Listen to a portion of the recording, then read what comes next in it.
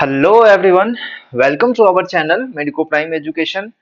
सो आज जो है वो एमसीसी का राउंड टू का रिजल्ट डिक्लेयर हो चुका है और इसमें इस वीडियो में आपको मैं बताऊंगा कि क्या रहेगा कट ऑफ राउंड टू के लिए, क्या कट ऑफ गया है, क्या रेंज गया है और कितना आप एक्सपेक्ट कर सकते हैं। ठीक है, आपको राउंड थ्री में पार्टिसिपेट लेना चाहिए कि नहीं लेना चाहिए, किस तरीके से आपको स्टेट काउंसलिंग और जो हमारा एमसीसी का जो ऑल इंडिया कोटा का काउंसलिंग चल रहा है उसको किस तरीके से, अगर मान लो उधर सीट मिल गया है इधर किस तरीके से छोड़े, तो वो मैं सारा प्रोसेस आपको बताऊंगा। और राउंड टू में आगे आपको क्या करना है, क्या स्टेप्स लेना है, चॉइस फिलिंग का आपको अपग्रेडेशन है तो किस तरीके से आपको आगे फॉलो अप करना है, तो वो सारा चीज आज के वीडियो में अभी डिस्कस करूंगा। पूरे लास्ट तक देखिएगा, बहुत इंफॉर्मेटिव वीडियो है।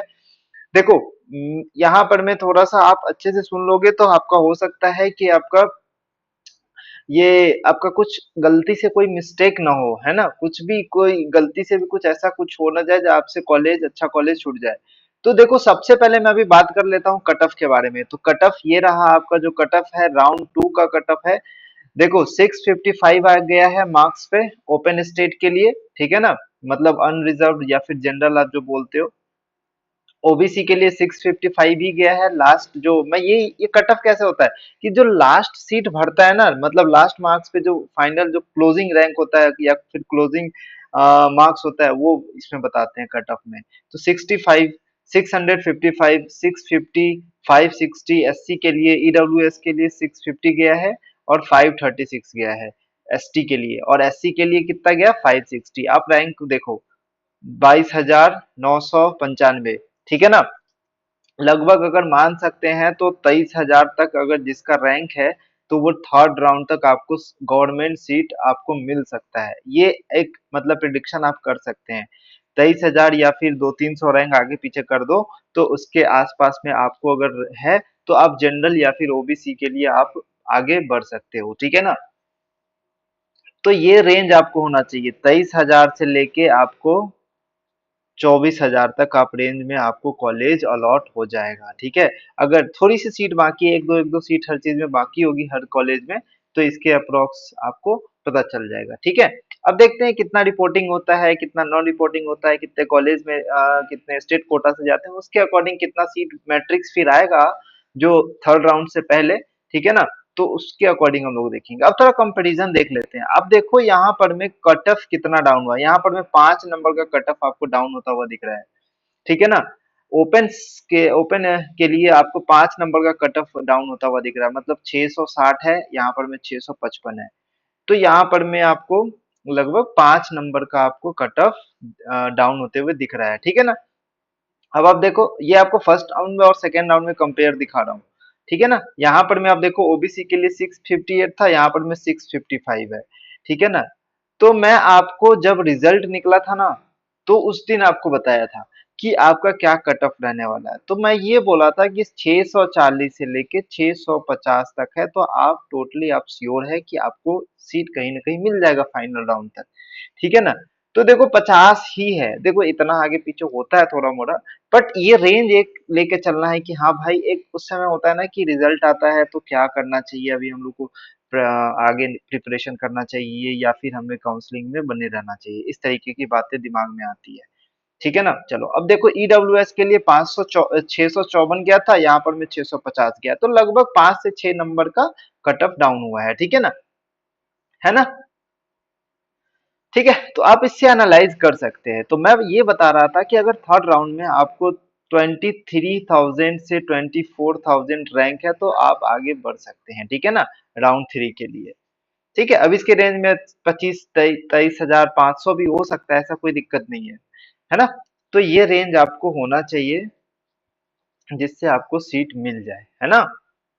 चलिए, अब आपको करना क्या है, अब आपको क्या करना है, आपको बेसिकली अलॉटमेंट आ गया है तो आपको ज्वाइन करना है। देखो, ज्वाइन करने के लिए आपको कॉलेज में जाना पड़ता है ना, तो जो कॉलेज आपको अलॉट हुआ है उस कॉलेज में जाओ, आप डॉक्यूमेंट वेरिफिकेशन कराओ, सारा डॉक्यूमेंट लेके आप देखो।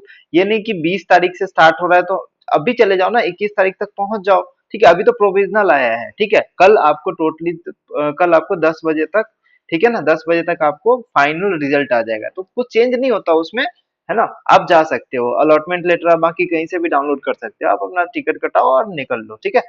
चलो, अब देखो 27 सितंबर, तो ये है कि 25 तक अपना रिपोर्टिंग कर लो, ताकि कोई गलती होती है तो उस केस में आप सुधार कर सके, 2 दिन का टाइम आप ले सके, ठीक है ना?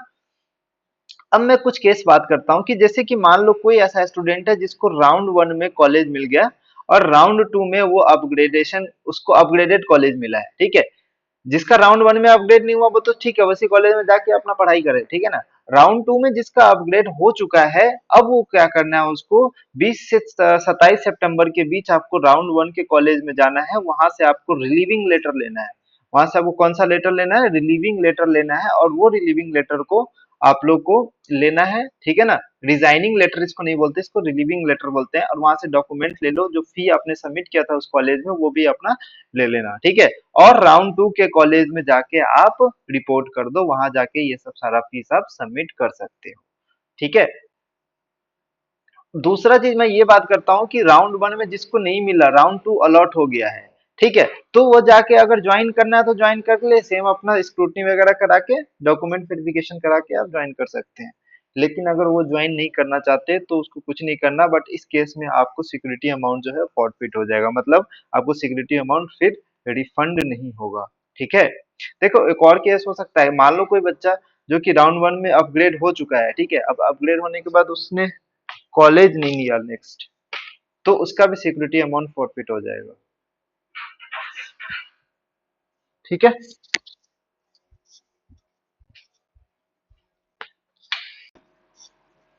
ठीक है, तो अब हम लोग देखते हैं, अगर मान लो किसी को राउंड 2 में, तो राउंड 2 में अगर ज्वाइन करना है, ठीक है? राउंड 2 में ज्वाइन करना है, अगर किसी को अपग्रेडेशन लेना तो आराम से वो राउंड 3 के लिए अपग्रेडेशन कर सकते हैं, ठीक है ना?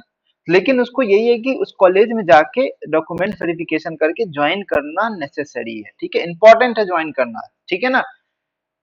तो ये सब सारे बातें थी, ठीक है? अगर मान लो आपका ऐसा कुछ कॉलेज है जो आपको स्टेट में आपको अलॉट हो गया हुआ है, ठीक है? अगर आप चाहते हैं ऑल इंडिया कोटा से कॉलेज, कोई अच्छा कॉलेज आपको मिला उसको लेना है, तो अभी आपका स्टेट काउंसलिंग चल रहा होगा, ठीक है? तो अभी आपको क्या है, अब वहां से आप रिलीविंग लेटर या रिजाइनिंग लेटर जो भी होता है अलग अलग कॉलेज में, अलग अलग स्टेट में, तो वहां से स्टेट से आप लेकर वहां का सीट छोड़कर आप यहाँ कॉलेज में आप रिपोर्ट कर देना, है ना? इस कॉलेज इसमें आपको रिपोर्ट करना है। अगर मान लो यहीं भी आप यहाँ ऑल इंडिया कोटा में भी आपका अलॉटमेंट आ चुका है, तो इस तरीके से आप रिपोर्टिंग कर सकते हैं, ठीक है ना? तो ये सारी बातें थी राउंड 2 से रिलेटेड। अब जो आपको देखो, मैं इतना चीज बताया हूँ कि क्या कट ऑफ है, किस तरीके से आपको आगे काउंसलिंग करनी है, ठीक है ना? बाकी आपको चाहते हैं, देखो चॉइस फिलिंग करना बहुत इंपॉर्टेंट होता है।